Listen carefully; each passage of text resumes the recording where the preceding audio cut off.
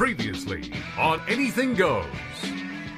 Right. Yeah, it's an amazing, like, It's as a comedian, you should hang out in LA for a month and just hang out at the Comedy Store. It's just like, you'll see the coolest things, you'll meet the coolest people. Porn stars show up there at like 12:45, 1 o'clock, where no other club is open. After their shift. They were filming, well, they were filming that it wasn't it was the Celebrity Sex Addicts. Yeah. And they were filming it, and I remember we were upstairs in the belly room, there was all these guy comics, and they heard that there were all these nymphos down in the basement. So they're running out. So we all like run downstairs, and they're all just like these. There's like a bunch of supermodels just sitting there, and this one's like, I can just make myself orgasm on command, and everybody's just like, wow. Yeah, this is no the one's Comedy even. Store. It's not even bad. No one's ever like, "Fuck you, whore." It's always like, "Oh, cool. How do you do that?" Could My you teach girlfriend us? has not Could been you able teach to. us? Yeah. That's amazing. Yeah. One of the. And now, let's get to a new exciting show. Good evening, ladies and gentlemen. Are you ready for some laughs? Are you?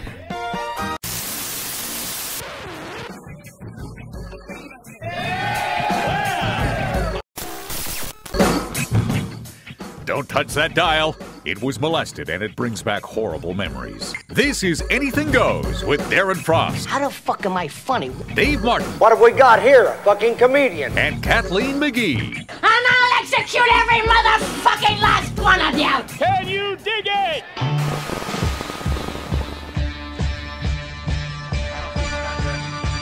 Okay. I'll be honest, I'm not going to do it last week, so that's perfect. Are cold sores always herpes related? I believe so. I mean, I've had them, but You have herpes? no, yes. Well, no, but I mean, you've had them. I've had cold sores. Yeah. So, I mean, so obviously there's some form of herpes, but I've never had, herpes from, the dick. How many, or the cunt. Right. You can get herpes from cunts. Well, that's what I meant by from the dick. Me putting my Oh, dick okay. Oh, inside. as in you caught herpes from the dick. Yeah, Right. yeah. Okay.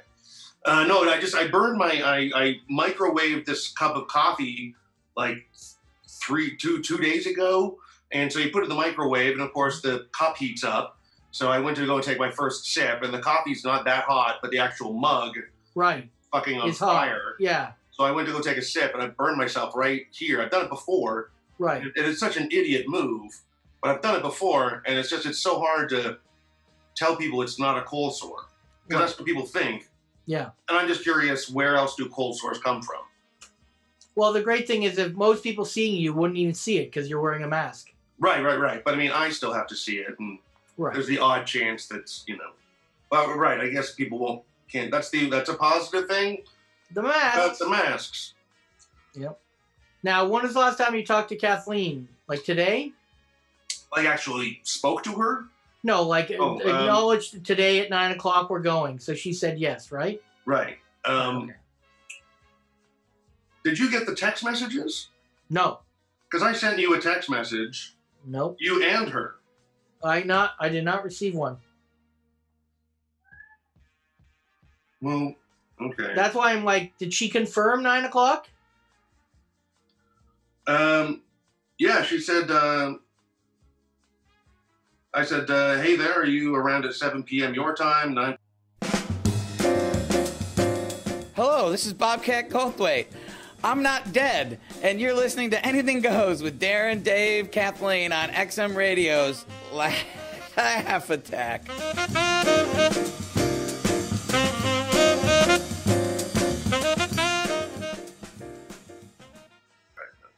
Just clap and start a new episode. You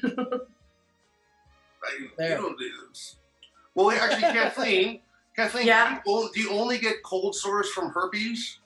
Yeah, we were talking about it before you came. Okay, yes, all right, okay. And that's the only way to get them, or can you get them other ways? What do you mean, like, can you contract them? Or Yeah. Cold sores are technically herpes. Like, that herpes is the scientific.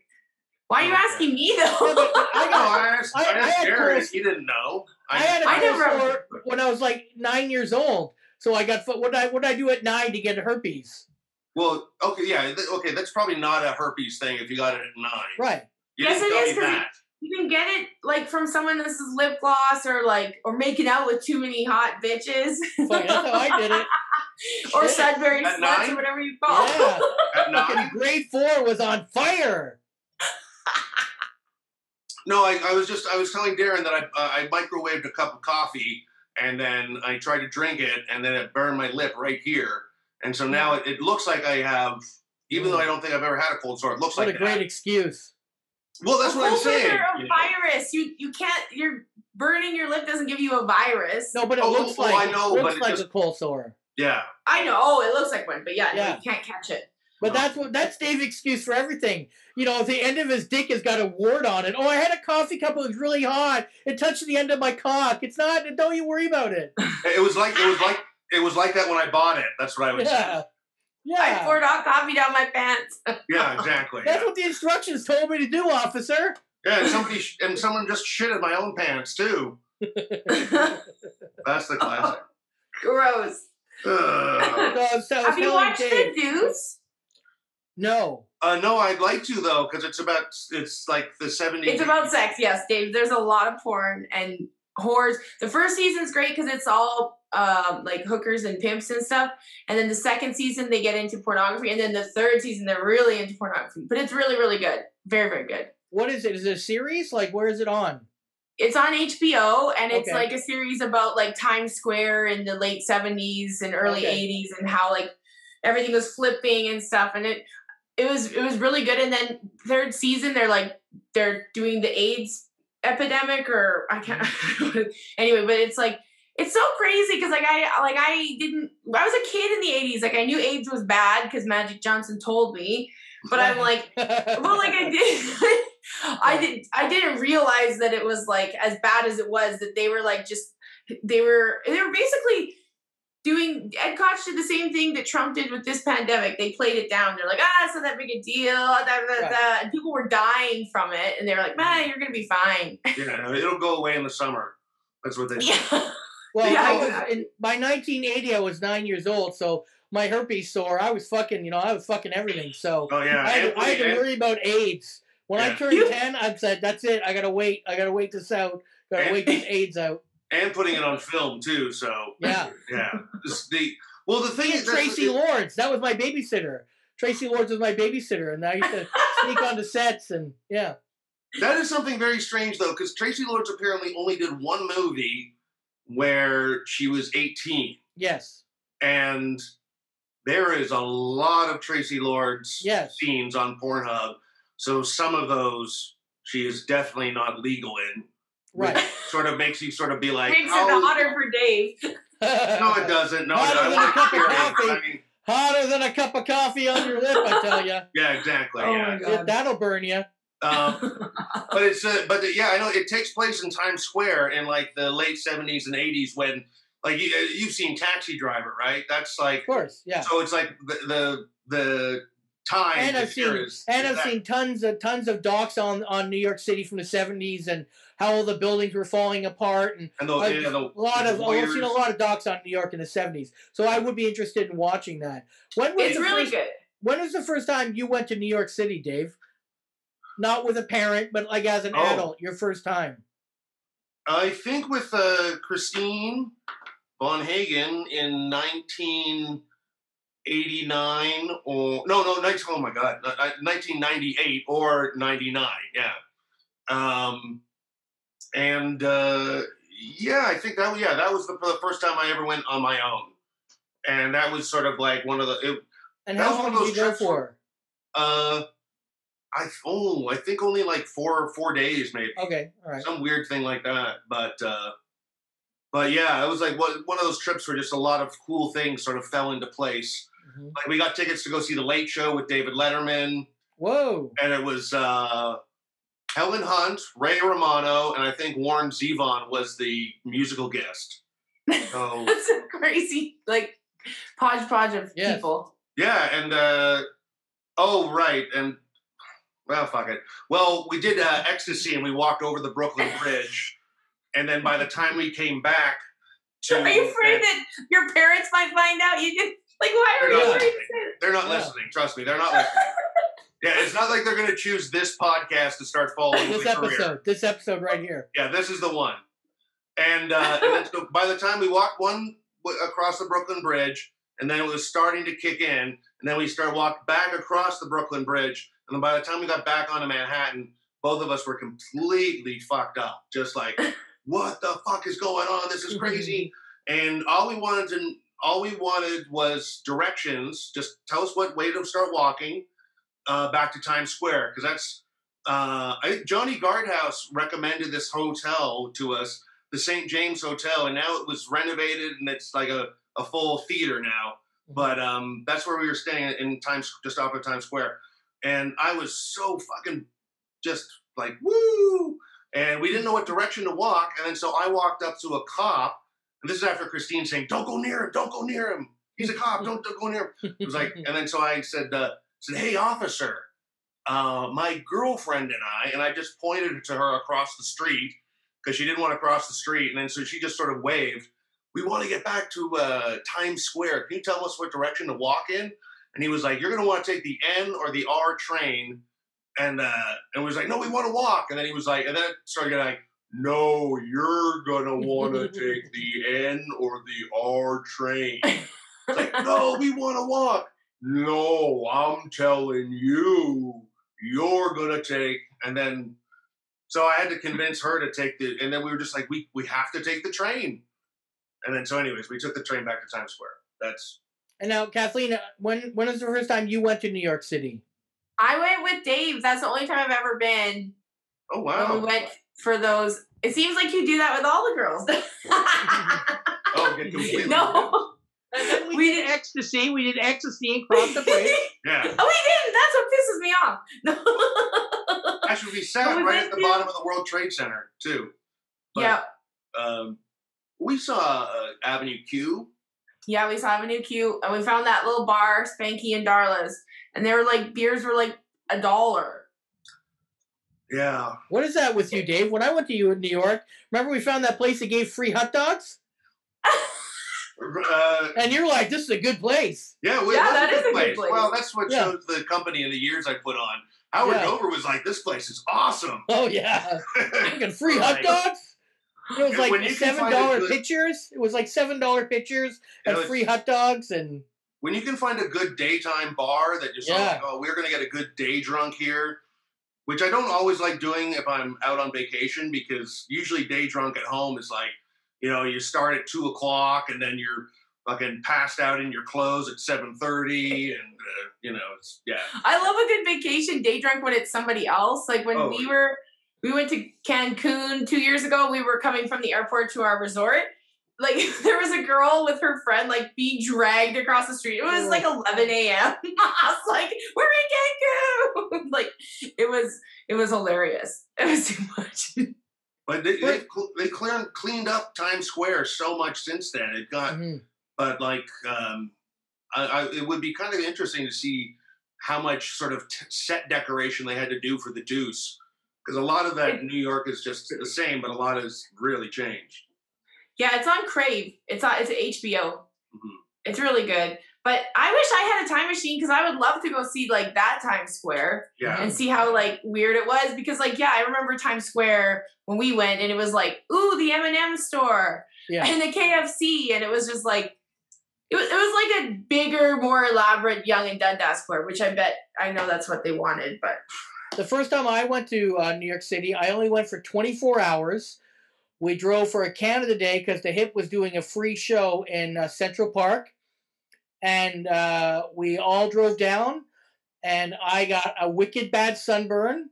So the concert ended it was an afternoon show. So the show was done at like 6:00 or something, and everyone was going to go out. And I'm like, fuck this. I just went back to our hotel, which was in Jersey or something. Oh, yeah. It was like far, far away. And I was just totally sunburned, and I started hallucinating. And so I knew that the two guys, Johnny Guardhouse and Scott Rondo, would come back hammered, and they did, and they kept knocking on my door, so I answered the door naked, and they're like, "Oh, whoa, whoa, whoa." But that's the only time I went to New York. And then about 5 years ago, I went for my first real time with my wife, Brandy. Before that, I'd never been. Like that area outside of the Comedy Cellar where we were, that sort of still feels like New York. Older New York, yeah. Yeah, like that sort of Greenwich Village sort of area. But a lot of the the Times Square area has been so spit and polished. But it's like a West Edmonton mall outside there now. It's just like giant store after giant store, and you start walking by them. It's like it's all the same shit. Right. One thing though about that show, The Deuce, is because it takes place in the 70s. What little of it I've watched, I just think it's kind of cool that they would have to audition women with real breasts in it. It's sort of like because they wanted to look authentic. Right. Exactly. Yeah. And so I wonder how many hey. I didn't even know that was a fact about the show, Dave. I love that that's the fact about the show. That's what he knows. That's what I know. That's what he knows. I mean, imagine getting a call from your agent. It's like it takes place in the 70s, and imagine getting a call from your agent going like, "How fast can you grow a bush? How fast can you grow a bush? Grow out your pubes. We got you as an extra." Yeah, grow out your bush. I've got an audition for you. Well, imagine you did the audition, and in between that and the callback, you shaved your bush because you didn't think you were going to get the gig. Right. And your agent's like, "You got the gig." I'm like, "I shaved my bush." But isn't that what a merkin is for? Like a merkin is a pussy toupee. Yeah. I think so. Why is it called that? Is that who created it? Someone last name? Probably, Merkin? Probably some guy named Dave Merkin. Yeah, it's actually Dave Martin, but they were hammered when they were all sitting around. And they were I like that Dave Martin guy. Well, it's you can call it a wig, a vagina wig, or no, we'll name the pussy hair after my family. Yeah. But I wonder what they do for dudes if they just go and get like mustaches from the dollar store and just tape it around their dick. Yeah, big handlebar mustache. That mustache wax and everything. Looks like one of those strong men from the 1920s. Yeah. Do any men style their pubic hair? A lot of guys shave. No, I don't shave, but like a handlebar mustache. Maybe that would be fun, but I mean, but then it's sort of it's always like. It's always like an elaborate back tattoo. Like, how often is your back exposed for people to notice it?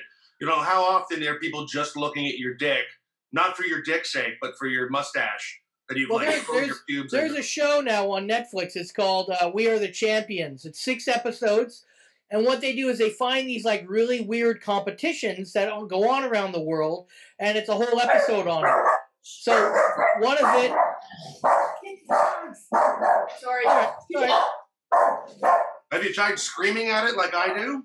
Yeah. So one episode is like frog jumping. One episode is cheese rolling down a hill. It's crazy. It sounds crazy, but it's a fucking awesome show. They should try to do a competition with guys styling their pubes on their dicks. I think that'd be funny. I think that would be a good episode. Too. Yeah. It'd be like those men in beard competitions where they're all intricate and... Because one of the episodes on the world of the We Are the Champions is hair. Black stylists in Atlanta do these crazy hair, and they all compete against each other. Well, fucking dick it up. Well, but your pubes only grow so long, and I believe your bush only grows so long. Well, maybe if you condition them and take biotin, maybe you could have the most beautiful pubes, Dave. Maybe. Yeah. It's what I've been living for, yeah. And nobody's ever it's just, you can't style them. I mean, really, or I guess you could put beads or stuff on your pubes. Yes. And I would get some beads, and I would call it the Bo Derek, and I'd walk out, and I'd have music playing, and I'd act like I'm running on a fucking beach, and the beads just swaying. That's the Bo Derek. I would put some beads and maybe a handkerchief, and I would be Captain Jackoff Sparrow. Thank you. Good night, everybody. Show's over. That's it. That's enough. But have you seen? But you Darren gave me a video of the guy eating the hottest chili pepper. Yes. So a guy. Let me explain this, Kathleen. This guy. He. Sorry, Dave. He broke a world record.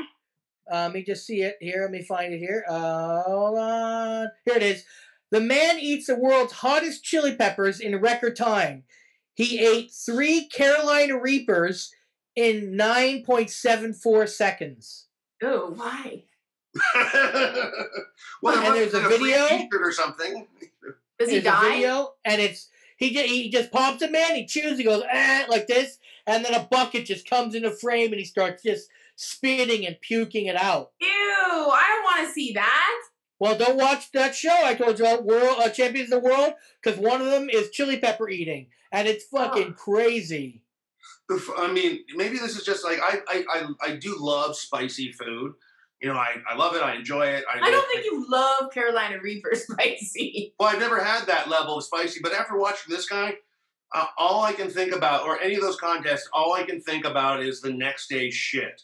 Well, yeah. I'm like, the moment that he started chewing on it, I was like, oh man, you're going to shit so bad. It's like the Japanese hot dog guys. You know, they can eat 85 hot dogs in like 2 minutes. Yeah. And it's like, yeah, that's great. And then, 3 days later, I don't want to talk to you. Right. Well, you know what they have to do? They have to create something that you can eat to make your shit cold when you pass it out. Right. Because you can eat spicy foods and that'll make your shit. I know it makes your butthole hot. Can you imagine that guy's butthole? No, there'll be no hair there. There won't be a hair grooming competition on that asshole. Oh no, he's got a sunburn on his asshole. Yeah. His asshole was hallucinating. And this guy's Canadian. He's Canadian who has the record. Ugh, eating competitions were ruined for me with Stand By Me. Oh, which I just watched. I just watched again 2 weeks ago with my kids. It still holds up. It's a great movie. Oh, it's a great movie, but that scene, like, I'm an emetophobe. I hate vomit. I hate vomiting. It's my number one fear. And then seeing that, eating competitions have always been out. I've never wanted to be at one. I've never wanted to participate and watch someone vomit. Like, it's just not. No. But isn't that a big thing in Alberta? Because they have a lot of, like, small towns have their fairs, and wouldn't they have a lot of, like, eating competitions? Is that a normal thing out there, or no? No, I can't think of the generally it's an American thing. It's an American thing. We all it's like Coney Island, the hot dog eating contest. Right, yeah. I don't know. They got to make something that'll make your shit cool when it comes out. To sort of. They got to get on top of that. Yeah. All right. Let's pause curing cancer because I want to shit ice cubes. Yeah, I want to shit ice cubes only so I can eat the hottest, spiciest peppers the day before. Yeah, and that drug will be called the Merton as well, right, Dave? Yep. Chewable. They'll call those cold poops. I'm gonna go take a Martin. That's right. I ate too much stuff here. Too much Frank's Red Hot sauce. Yeah, that is some cool shit. I gotta get me a Martin. Gotta go take a Martin. But you think that those guys must have groupies. That must be a whole subculture of like people. There's a groupie for everything. Oh yeah. Yeah. So now the internet, man, and Reddit, there's groupies for everything. Because I know that we mentioned that that documentary, or maybe you mentioned it to me once, Nibbler. Yes. Right. So it's basically about this guy that has this high score in this video game, and then he wants to get the high score again. But like this guy has like a wife and I think kids, and it's just sort of like, you just don't get a wife and kids. At some point he had a girlfriend, and she must have because I always remember going to the arcade when I was 14 or 15, and I'd see the guy playing the video game and the girlfriend watching the guy. And then if you find out, that's his girlfriend, and you just think, wow, that guy's the coolest guy in the world, man. He's playing video games and has a girlfriend. You can do it. You can do both, But and ever since then, Dave always made his girlfriend sit with the amateur comics, so they'd be like, "Ooh, that comic's got a girlfriend." Yeah, that's right. To Dave, it's all just Nibbler. It's just a life of Nibbler on and off stage. I'm just saying, if there's a video game groupies, there must be hot food competition. And the irony is, Nibbler is a snake, Dave. Do you see the irony here? Nibbler is a snake, right? So, I'm a snake. I just like the names of the competitive eaters, like Joey Chestnuts and Kobayashi. I just like those names. Mm-hmm. Joey Chestnuts is a great name. But there's all kinds of weird competitions, like yo-yo competitions. Like, they're around the world, and there's these guys, they're the stars of the yo-yo competitions. Like, my youngest just picked up a yo-yo. He's kind of getting into it. We watched this thing, and now he's trying to do it. But it's like, have you seen what some of these people can do? It's fucking crazy. I know. I just keep thinking, what's the end game? Or, are you more popular because of this? And also I think it's like one of the biggest fuck yous to like third world hungry countries that have starving people in them. Of just like, oh look, they're eating. Because my kid picked up a piece of wood and a string, and he got really good at it. No. You think that they're watching eating competitions in New Jersey? Right? You think that they're watching eating competitions from New Jersey into their world? In Ethiopia, yeah. I don't think they're tuning in to watch that. No, that's why the parents hate us. That's on Saturday night. Just they turn on and look at this. That's what they play at Al Qaeda meetings. That guy's eating enough for a village to eat for a week in one day. Oh, look at this silly American. That's what they do. It's like telling your kid that you sponsor in Africa. What's the old joke of like, excuse me, I got to go clean my pool. It's like one of those, where I got to wash down the front driveway. Did you ever sponsor one of those children? I always wanted to, and I asked my mom, and she's like, no. I'm like, okay. I've done it for 20 years now. The same kid or different kid? Yes. No, not the same kid. No, different kids. Why not the same kid? He's like 38 now. Yeah, I'm still sending him $30 a month. Yeah. He shows up at Darren's door. Hello, Papa. How are you? Yeah. He sends me a couple. Dave, that was rude. Sends me a couple dick pics every once in a while. It's good. I'm trying to get canceled. So you wait. I don't understand how this works. So you get a new kid every year? No. So once they get to the age where they are an adult or they're not in the school system anymore, they're kind of like being taught the skills to, fend for themselves.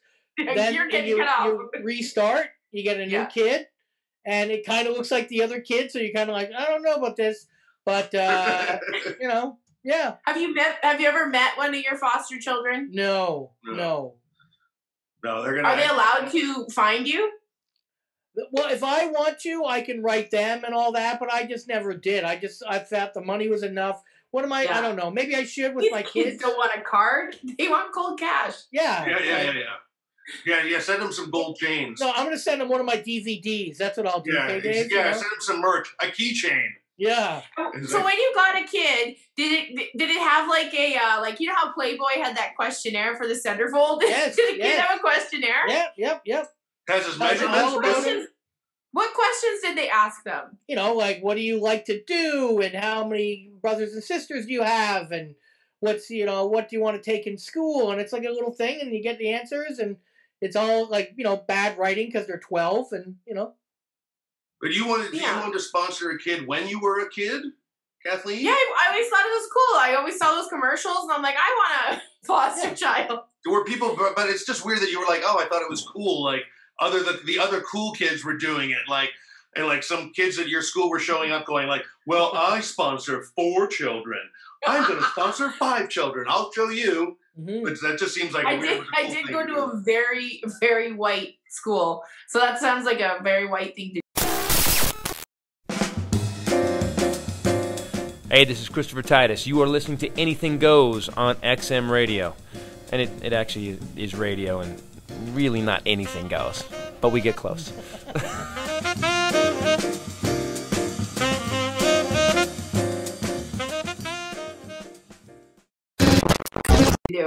I like how you sponsor your friends. After 5 kids you sponsor, you get a free Subway sub once a month.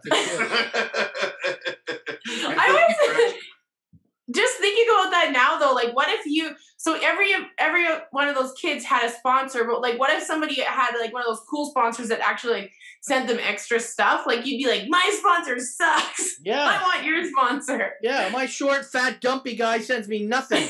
Yeah, he sends me a cup of coffee every day, and I don't even drink coffee. Yeah. Or as soon as they hit 18, your first message is send nudes. Dave. What? Who are you, Woody Allen? Yeah. No, I like him. Yeah, but Kathleen's thought You're that the grooming your foster children. Yeah, it's like that's how. Oh my God. Kathleen thought that it worked out that you got a new kid a month, like you were Jimmy Savile or something like that. That's the grossest thing ever. Dave grooming foster children from third world countries to eventually send him nudes. Yeah. You're disgusting. Yeah. That's what Dave does. On his checklist, it's like, can I just have girls? Like, I always got boys. I didn't know there was a choice. But for Dave, like, girls only, or you don't get my money. I send you the Sailor Moon panties. Put him on it. Dave. I'm talking to them on the phone. I sent them a phone. Oh, my foster dad Take sent a selfie. me a cell phone. My foster dad sent me a cell phone and a selfie ring. Yeah. Remember, take the pills on a full stomach. Dave. Okay, well, how do we get out of that one? I don't know. Oh, you sent me the article about the crystal meth lab in the yes. Right. So someone got arrested in America. They were doing a crystal meth lab in their hotel room. Yeah. What kind of hotel? A 3-star, 4-star? Like a normal hotel room. No, I want to point out that, and I was going to tell this to Darren earlier, but I wanted to point out the hotel that they stayed in was an Econo Lodge. Right. It was the same hotel that you stayed at if you did the London, Ontario club. Beside the strip club. Yeah, beside the strip club. Which was it had windows that there was zero circulation of air. They got shut down for bed bugs. Yeah, I think Martha Chavez got bed bugs there. Yep.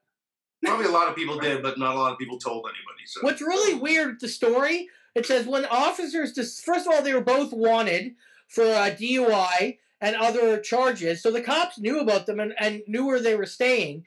When the officers discovered the meth lab, they immediately evacuated the hotel, which took about 2 hours. It's a fucking Econo Lodge. Right. Well, probably all the rooms smell like meth. Right. And cigarettes and dead bodies. But yeah, that doesn't shock me that it happened. Like one time, there was a gig in Nanaimo, and they always put you up at the Howard Johnson, which was kind of spooky. And I remember I was touring with Sandy Danto from LA, and we got dropped off at our hotel, and as we're walking towards the hotel, some guy ran past us, and then the cops are like, "Get down, get down!" He took a guy down to the lobby, and I'm like, where are we staying? Where are they putting us up? Yeah, exactly. It was out of control. It was, yeah. And I only went to the Beef Baron. Well, maybe I went twice, but I know I went once, and I passed out because I was so tired and drunk. And Kathleen and the bartender remember the bartender said to me, "Yeah, she can't sleep here." And then Kathleen gets up and goes, "Yeah, I've always wanted to stay overnight at the Beef Baron." And I don't test your sarcasm out on a strip club bouncer. I don't. Yeah. He's not going to have an appreciation for it. It's with his in-depth knowledge of Woody Allen comedy of oh, sarcasm. I get it now. Oh yes, you probably wouldn't. I'm silly for asking that. Please be on your way. Oh. And I love that. I love that strip club, and I kind of hate that Tom Segura stole it from us.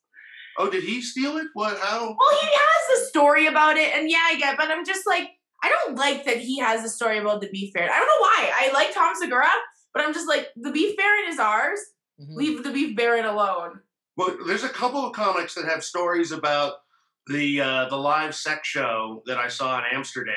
Right. Yeah. When I was with Christine, because when Christine and I went to go, and that was when you went over the bridge on ecstasy there, right? Well, on space. They went over a dike. Yeah. We went over many dikes. Yeah, many dikes. Yeah. But yeah. They told stories about that one particular sex show, and I've heard Tim Conlon, Tim Steves. I think Jim Jeffries has a story about it too. But it's this because they all describe, which shows how they have not been updating their show very often. But this woman comes. Anyways, I could tell you about what was. But there's the reason why I don't like it makes no sense at all. He is totally entitled to talk about it himself, and that's fine. But I just I hate because everybody now associates him with the Beef Baron. I'm like, stop it. Right. That man does not own the Beef Baron. Right. It's ours. I think it's ours. I think the Beef Baron's the one where I remember. I don't know if it was when we went, but going in, and I think they were doing renovations, so it's kind of smelled like really, really strong perfume and like fresh cut lumber. What fucking strip club doesn't smell like really strong perfume? Well, I know that's but it's the combination of the two that. Not that I'd know, but I mean, I'm sure that you had to go to the Beef Baron if you did the London club. But every time I went, they did not put us in that hotel. They always found a different hotel for us. But I'd heard the stories, and I'm like, I'm glad I dodged that bullet when I heard about the bed bugs and all the other shit. It's like fucking just gross. Yeah, and I've been to the Beef Baron before, and I've been to the other strip clubs in London, and they all were run by Hell's Angels, and it was a really bad scene. A lot of people don't know, London, Ontario at one point had the most massage parlors per capita in North America.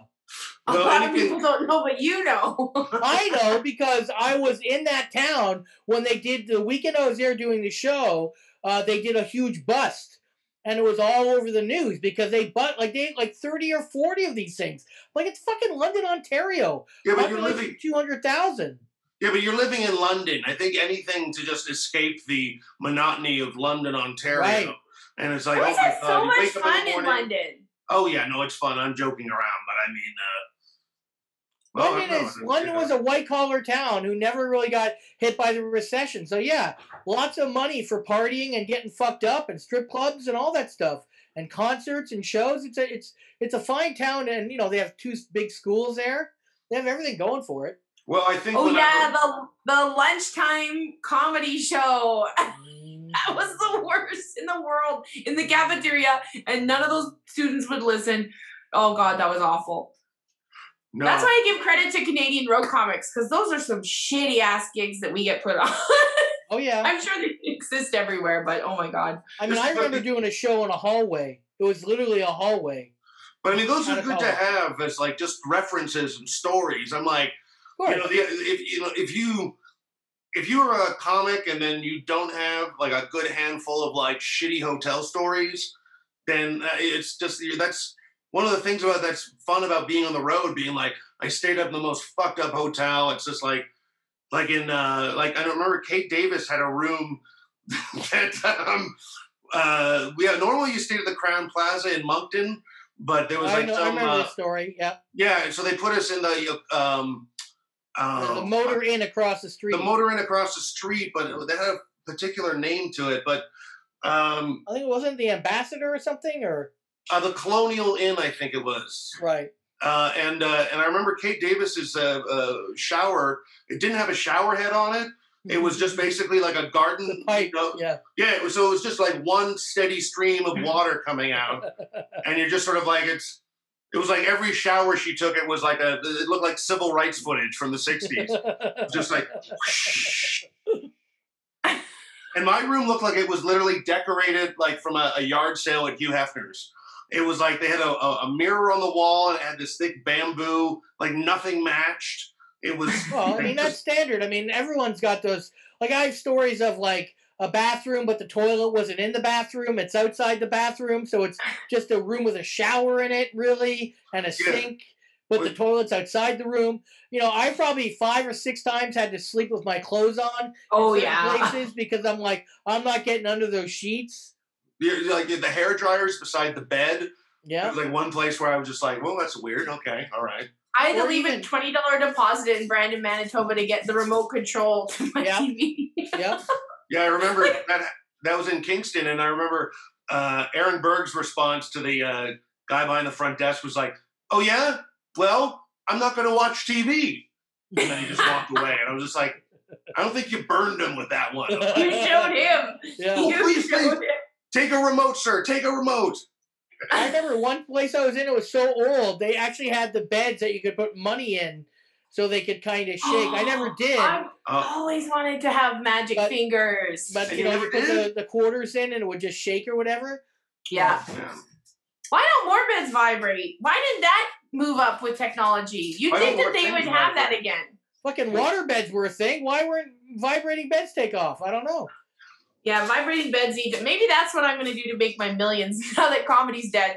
I'm going to go and invent like a new age vibrating bed. Well, what about a vibrating couch? You know, it's like... Or a vibrating carpet. Or a... Well, they have vibrating couches at pedicure shops. Those are nice. Those are massage chairs. Yeah. Those aren't vibrating couches. Well, no, but you know. Yeah. Hi, this is Ernest Borgnine. You're listening to Anything Goes with Darren Frost on Laugh Attack XM Radio. Thank you. Thank you so much.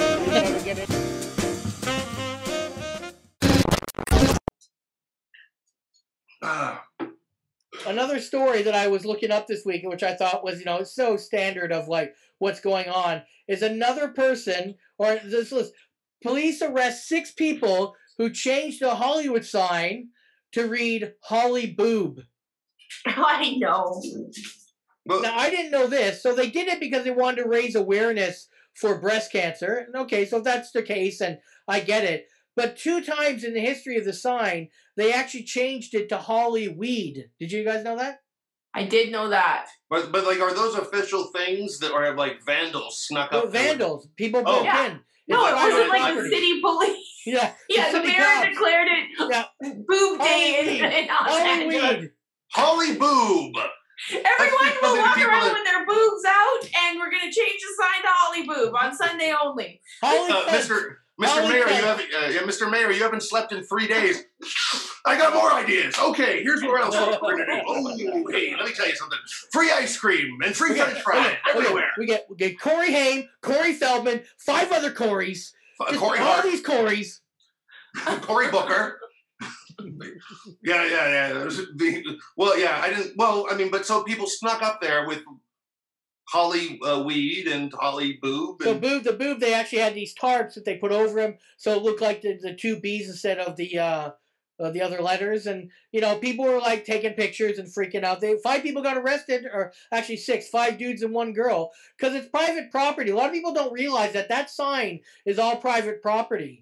Like Alice Cooper bought one of the letters, and there's all these people that stepped up because they were going to take the sign down at one point. Well, okay, but I just thought it would have been like permitted from the city, or like the crazy mayor said yes to it, just because it was to raise awareness. Well, I mean, if they would have went through the proper channels, they might have said yes, but they didn't. They're just like, hey, let's do this. It's going to get press, we're going to get arrested, and it'll raise awareness. Yeah, I guess so. You'd think it would happen more often. In 2 years from now, there'll be a Sacha Cohen movie about it, and they'll be one of the freedom fighters. Sure, I hope so. Do you know what else didn't move on with the future? The name Corey. Nobody's called Corey anymore. Very few Corys. That's such an 80s name, Corey. Yes. Even the Simpsons mocked that. Remember Corey? It wasn't that the boy that Lisa Simpson was all in love with on television? I think his name was Corey. Oh, yeah, they did a Corey thing. Yeah. I had there's a stack of photos I had at my parents' place. I was going through them, and there was a bunch of photos of gravestones. And so I think my great-grandfather on my mother's side, his first name was Murdoch, which is not a name that you hear very often. Right. But it was sort of like, that's a cool fucking name. Anyway. Now Dave's mad that his name is Dave. I wish I was Murdoch. He's gonna go change his name to Murdoch Martin. Too late now, though. I'd have to. The creator of the dick. Of the vibrating couch. No, the fucking eye stroke. No, the fucking pube. The pube thing for the dicks. Remember? Oh yeah. The Murdoch Merton and his pubic hair contraption. You'd have to iron out your pubes though, which seems ridiculous. I don't. You have tiny to iron. like huh? Just go to a little person's place, get a tiny iron, get going. I don't think they have a midget. They don't have midget beauty salons. Yes, they do. If they did, I would be there. So I would hang out outside often. When we were talking, did you know they have a They have everything now. The internet. They have everything now. It's the internet. Yeah, you're right.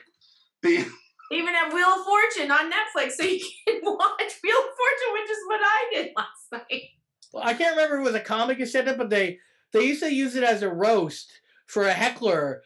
Whereas, like, you'd watch Jeopardy early in the day so you knew all the answers, and watch it at night to make yourself feel better, like knowing all the answers. Same thing, you can do this with this Netflix and Wheel of Fortune. Yeah. You can watch it, and then, hey, come here, Adam, let's watch Wheel of Fortune. And you get all the answers. Watch it and study it. Yeah. I used to have a joke about, do you ever get a creepy look when you know too much about one thing on Jeopardy? You know, when you clear everything about cereal, like, America's greatest pedophiles. Whoa, you seem to know a lot about pedophiles. Like, well, they're my heroes. yeah. I got all the cards, all the trading cards. Well, yeah. I had a thing for serial killers for a while too. That's always a weird thing to show someone your serial killer trading card collection. But well, a good friend of mine in university wrote a play about serial killers, and this is back right when those serial killer cards came out. Yeah, and they were all the rage, and people were fucking freaking out about it. It was like 89, 90. And so this is before kind of true crime was all the rage as well. I mean, they had a couple documentaries, but I mean now Netflix, more than half of the shit on Netflix is fucking serial killer true crime shit. It's crazy. Apparently, I love it too. Apparently, there's a bed and breakfast at Lizzie Borden's actual house that you could stay in, which seems wow. And you run in with an axe in the middle of the night. Yeah, well, I'm sort of like, I mean, if you got freaked out, you can't. You have to. You can just blame yourself, really. I wonder if you pay enough, you can sleep under John Wayne Gacy's house. Is crawl space? Is the crawl space still there? Yeah. I watched Copycat this week. That's all I do now is watch stuff, so that's all I have to talk about. But that was like such an underrated. That's one of my favorite movies of all time. Yeah. It's such an underrated good movie. Have you seen it? I have not. What movie is that? It's Copycat. It's with Sigourney Weaver and Holly Hunter, and like there's a serial killer that's copying all the serial killers. It's really, really good. It's like, you know, the 90s had great, like late 90s had great suspenseful, erotic thrillers. Not that one was. Yeah, but a lot of Ashley Judd. Yeah, Kiss the Girls. Like, yeah. I love those. I love that time period and that genre. Those movies are the best. Well, because how old were you when they were out? Probably like 15. Right. 14, all you do at age 15 is watch movies and, you know, wait for the weekend to maybe go, you know, hang with your friends. But that's all you have time for is just watch movies. Well, I got sucked in by Columbia House and I got grounded for it. Oh, shit. If you click on one movie in this genre, if you have Prime, there is like, I'd say 80 movies of this genre of like a couple that has decided to go out camping to work on their relationship. Oh yeah, takes a dark twist when they stumble upon some hillbillies, or you know, a young family goes to take a vacation in a quiet cottage. Things take an evil turn and it was just like there's so many movies of that genre. I wish I could remember the name of this movie I just saw. It was these Americans go to Sweden and they go into. Oh, what's that? No, not Hostel. No, that summer one, right? Yes. Oh, Midsommar. Yes. Midsommar, yeah. Midsommar, yeah. Yeah, fucking that movie is fucking crazy. That one. It's the same guy that did Hereditary, and everyone was like, Hereditary's terrifying, and I watched it, but I didn't like it, so I have not seen that yet because I'm going to go back to it, but I heard the same thing. But Midsommar, that is a fucked up movie. That scares me because it could happen. Like, oh, for sure. It's like, you it's know, probably it's like happening right now. Yeah. Well, I mean, hey, you know what? If you know, I could just imagine Dave went up to Johnny Guardhouse's cottage right now. If COVID isn't a form of Logan's Run, I don't know what is. Right. Well, yeah. In a way. What if COVID? There's a Lorena Bobbitt documentary that I want to watch, but I don't want to be like, hey, Adam, do you want to watch a Lorena Bobbitt documentary? Yeah. Then you better listen to me next time. Yeah. You better pick up your shit, Adam. Yeah. Or we're going to watch episode 2 of the Lorena Bobbitt. And the second half isn't as good as the first half. Yeah. I just want to know where she is now. I don't care about him. Well, actually, did his penis come back? Like, did he get a prosthetic? Yeah, he grew it. Yeah, he grew a new penis. He grew a new penis. It's a little known fact, yeah. Not a lot of people know that. It's like a snake. It just, you cut it off and it grows back. Yeah. Not a lot of people know it. If you chop a penis in half, the other half of the penis, a new guy will reborn out of that half. Yeah. And I remember that John Bobbitt had now you could be any dick size. You just get a bunch of different strap-ons, and you can be a little guy or a big guy, whatever one you want to be. I mean, that sounds like actually that's the American dream right there. You can be as big as you want to be. Yeah, I see. And Kathleen standing in front of a bunch of incels going, you can be whatever size you want to be, guys. Don't worry. Just strap something on, guys. Just come in my van. I've got all kinds of different sizes here. Just take one home. So the thing about Bobbitt is back in the day, so there was an amateur comic, and for whatever reason, when I was coming up, if you did a parody song, people would do the whole song. Like, not just a line or two, but they would sing the whole song. And and this is the problem. I still remember the words to his Bobbitt song. Sing it. So I'll sing the part that I remember. It's to the Wizard of Oz. And it was, I guess it takes no genius to see I have no penis. It's hard trying to get it on when your manhood's out in Oregon and the rest of you's in Maine. That's fucking scary. That's some fucking Manchurian Candidate shit. Weird. That I remember that. Well, what happened, Kathleen, is that she chopped off his penis, and then she got in her car, and while she was driving, she threw it out the window, and somehow they were able to find it. I don't know the whole story. That's hilarious. They were able to find it. They sewed it back on, and because of the scar tissue, his penis is actually bigger now. Yes. And the name of the movie that he starred in, I believe, was Frankenpenis. Yes. He did a porn. Yeah. Yeah, of course he does a porn. I think the world needs to end. It should have ended after that. Oh, yeah. Frankenpenis. Yeah. Oh, my God. Oh, my God. And to this day, Johnny Depp's stole my idea. But you know what? He would be a reality TV star if that happened now, fucking now. right he would be. But, it turns out, he was a pretty shitty guy, and he's a bit of an idiot if you see conversations with him or interviews. Yeah. So. If you look at I gotta watch that documentary. Housewives of Rio, whatever, New Jersey or whatever, if they're stars, fucking he would have been a star for sure. Oh, yeah. Got his dick cut off. Yeah. And, I don't know what his job was before, but it led to some new career opportunities, so. Well, didn't he work at the Bunny Ranch at one point? I don't know about that, but I think he did. One thing they say about John Bobbitt: when life gives him lemons, he makes lemonades. Yeah. Yes. I always think there must be comics that just send John Wayne Bobbitt a check or something like that, and go, "Hey man, can you just get caught doing some crazy shit?" And then there's a story in the news that are sort of just so a bunch of comics can go, "Hey, so John Wayne Bobbitt's in the news." And just get to do all their John Wayne Bobbitt jokes. Then the fucking John Wayne Bobbitt musical, and I've got the song ready. I'll just find the guy, pay him $50 for the joke, and I'm all set. I got a closer. That's all you need. There should be a 90s joke night, because I don't know. I personally love the Norm Macdonald's where he just does OJ jokes. Yeah. You can find compilations on YouTube of Norm Macdonald and all of his OJ jokes, and they're so fucking good. Well, there was a guy, I think I might have mentioned when we talked to Mark Farrell. He would do a song parody of Lola, but instead of Lola, it was Granola. Mm-hmm. And it ruined the song by the Kinks for me. And I still remember a lot. Okay, the song was something like, I don't even know if he does comedy anymore, but it's probably the same guy that did the Dick song. The Dick song? No, it was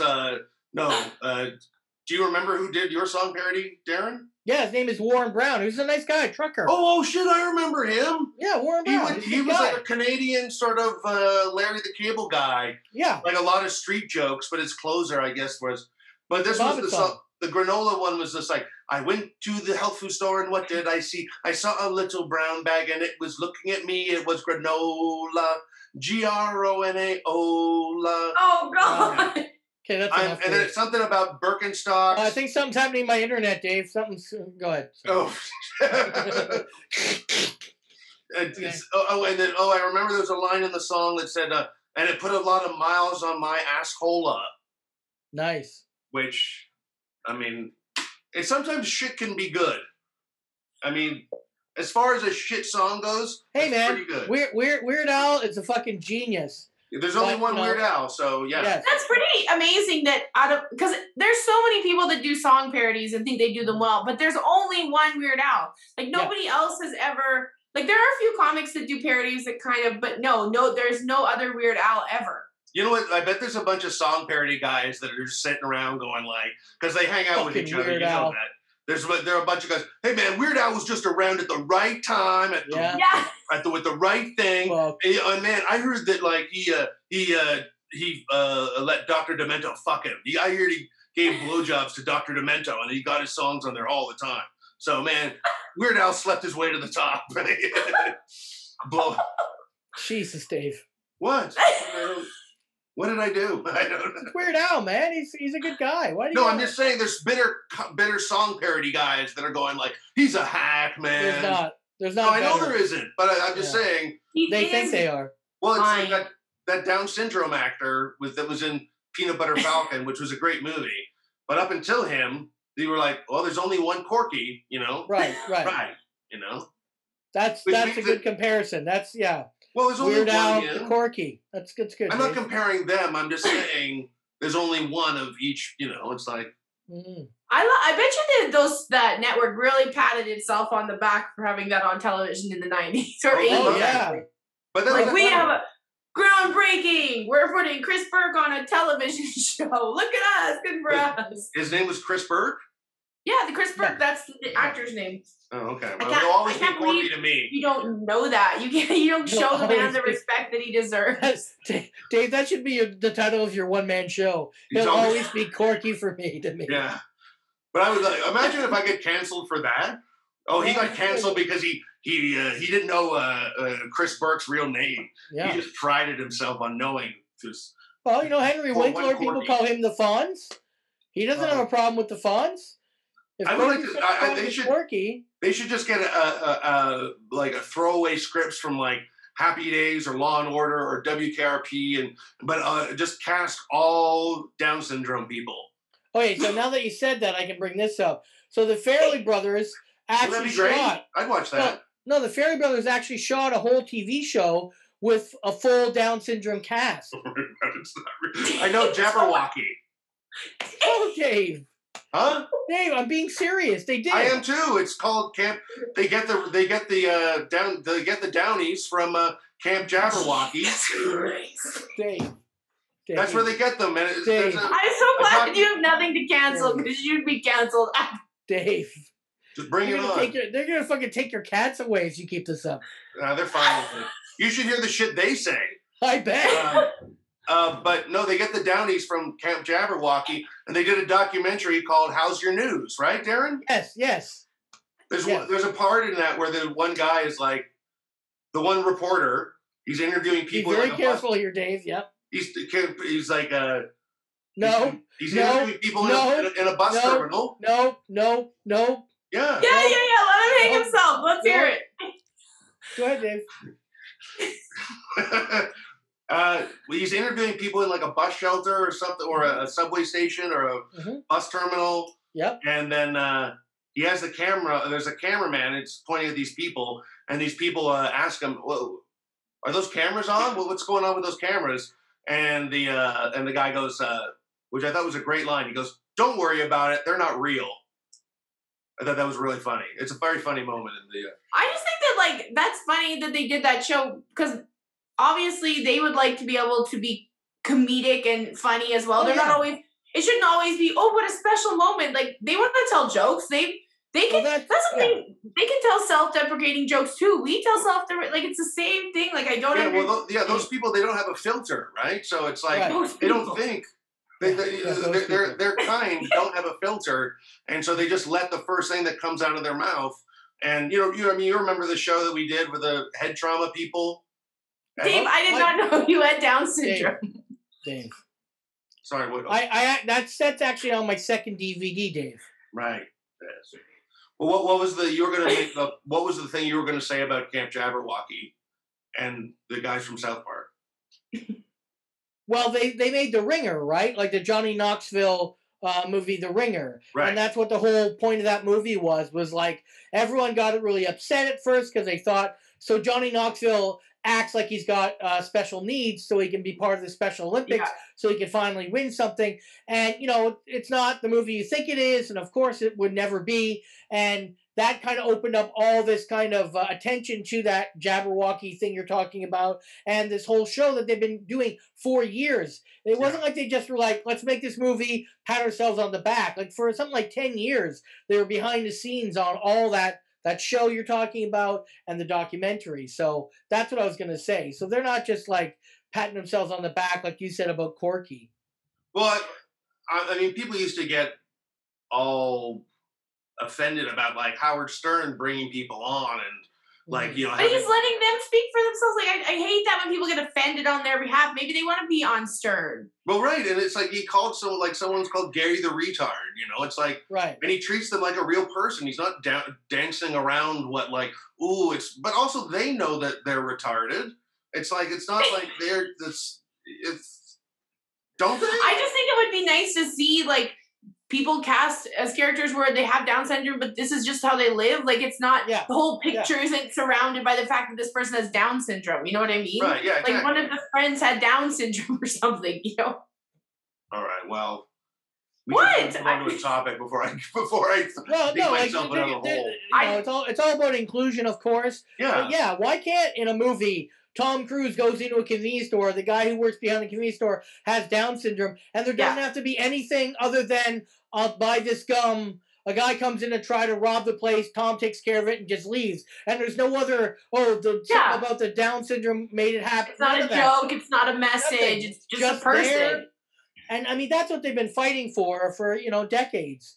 And it's happened for some groups, but not all. And hopefully that will happen for that group. Well, the Peanut Butter Falcon's a great movie, and Shia LaBeouf is fantastic. Mm-hmm. So is Honey Boy as well, the sort of his life story movie that he did. So. Didn't he get fired from something recently? Yes. I don't know. What did he do? Yeah, he got fired. I can't remember the name of the movie, but the director had a no asshole clause, meaning like if you're starting to act like an asshole, I'm firing you. I thought he meant I don't eat it.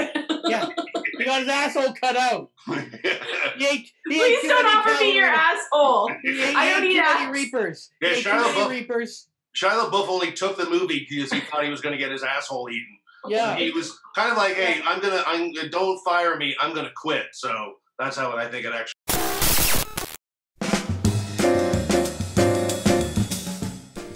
This is Anthony Jeselnik. That's right, Anthony Jeselnik. You're listening to Anything Goes with Darren Frost on XM Radio's Laugh Attack. That's right, Anthony Jeselnik.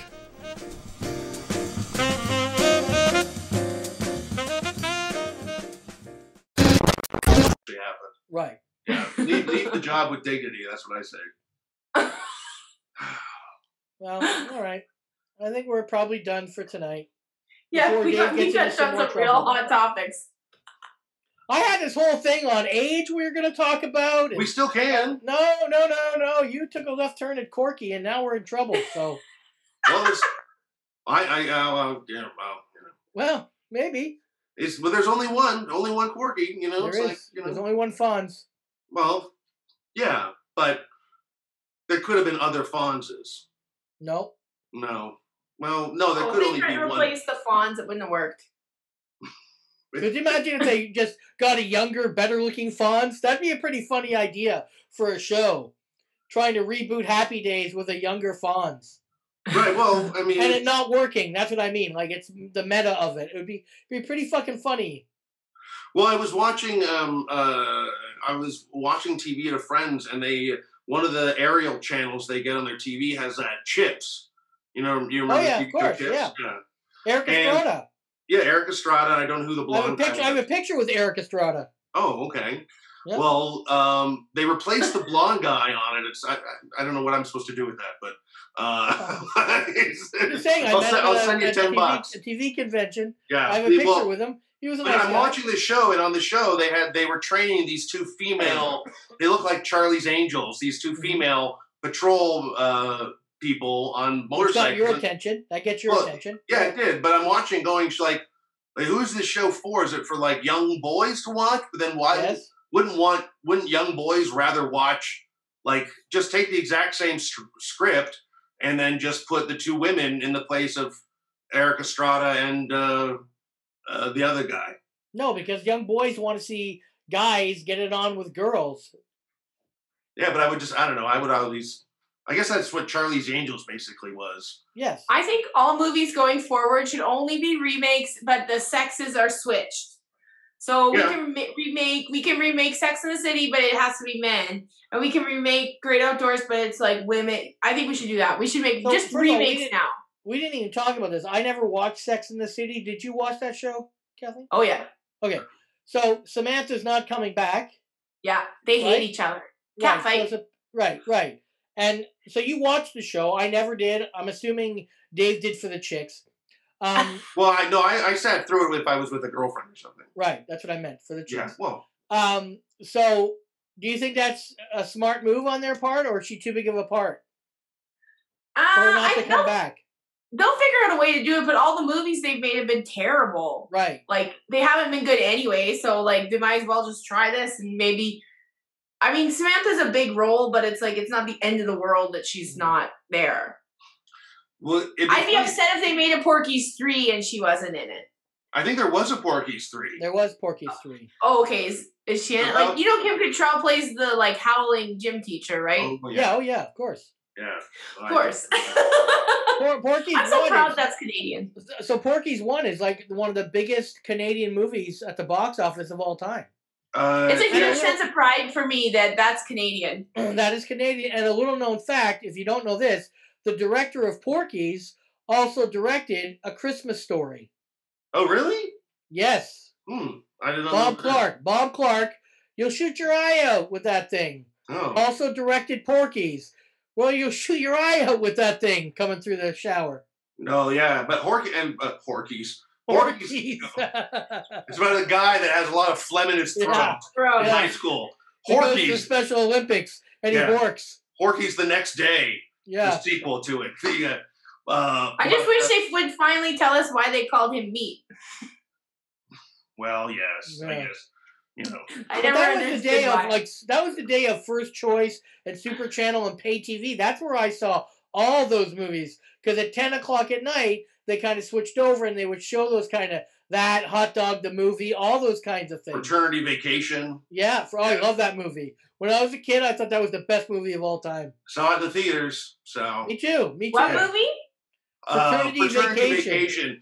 But it was like back when you were a kid, and the first thing when someone said, "Oh, I saw that movie," and the first question you'd ask is there any nudity in it? Yeah. That was just the first question you asked. That was the only thing you were concerned about. Yeah. Now IMDb can tell you that. Well, yeah, or that guy. And Weekend Pass. Do you remember Weekend Pass? Yes. No sex, no checks. that was. There's a scene with a hooker in it where she says that.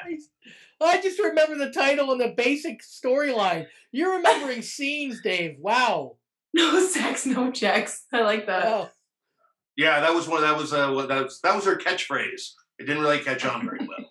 Well, no, it didn't catch on. Oh man, I had a steady diet of like Losing It with Shelley Long and Tom Cruise. Yes, have you seen that one, Kathleen? Have you seen Losing It? Not Losing It. I've seen. Well, it's got Shelley Long in it. I know. I haven't seen all of them, but I've seen Hello Again and Outrageous Fortune. Those were my movies when I was a little, in the mid '80s, because those were like when I wanted to be Shelley Long so bad. I know. I remember. Yeah. I saw Hello Again and True Beverly Hills, and I love how everybody's like True Beverly Hills, but I'm like, Hello Again is my favorite one. Mm-hmm. She chokes on a chicken ball. Come on, that's so good. What was Outrageous Fortune? Bette Midler. Yeah. Bette Midler, It was like a funny Thelma and Louise kind of thing. I saw it in the theaters, so it was like. Oh. Do you remember how they discover that it's the guy is faking his death?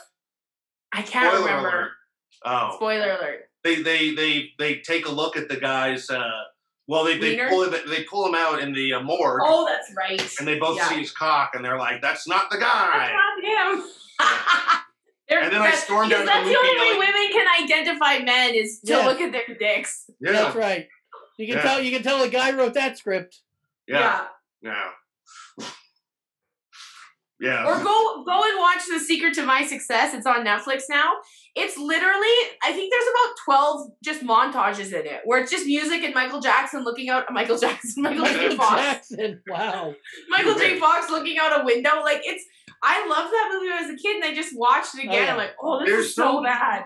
There's so much sexual harassment that women get away with in 80s comedies. Just really brushed off as like, oh, it's funny, it's no big deal, but and also the other way too, like sexism and portraying them as objects.